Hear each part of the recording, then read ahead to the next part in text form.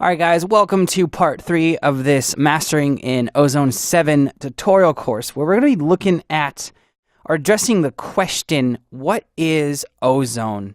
Because it's a pretty important question, because if you look at on the face of it, if you look at the different type of effects inside of Ozone 7, you might be like, well, wait, I have most of this stuff in a DAW. You know, I have an equalizer. I have most likely a compressor, dynamics. I may not have a vintage limiter and a vintage compressor, but they're not very, unique effects in that you can find them in other types of processors, other types of software, various types of plugins. So what is ozone? And why kind of does it exist, and how does it kind of play into what we talked about in the last video, where I discussed the philosophical practice of separating your mixing from your mastering? Well, that's the first reason why I like how ozone is laid out, how it's its own kind of self-contained module. It's like a suite of different effects and different modules. It's nice because it makes it easy for me if I'm trying to master my own track that I produced, wrote, arranged, and mixed. It makes it easy for me to actually jump into the mastering mindset, which we're going to talk about in the next video.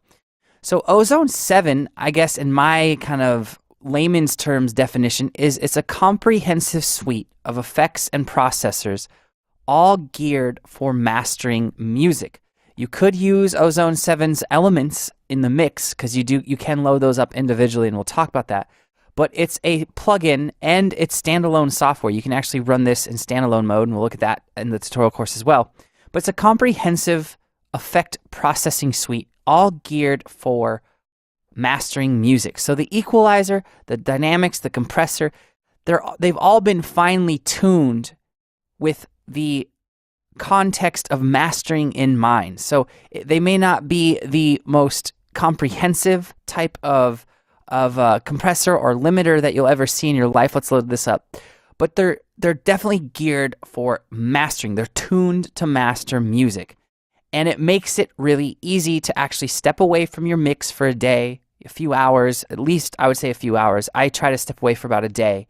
And then really ask yourself, listen with a fresh pair of ears, and kind of get into, okay, what can I improve in the context, the arena of mastering in the mix? So Ozone 7 gives you a bunch of different plugins. As you can see here are modules. You have an equalizer, a vintage EQ, vintage tape emulator and exciter, a vintage compressor, dynamics, dynamic EQ, and you also get an imager, and you get a post equalizer, a vintage limiter. So the ones that are always going to be loaded up in Ozone 7 are going to be the equalizer, dynamics, and maximizer, because those are the three basic elements of any mastering chain. Everything else is dependent on what you want to do to your master.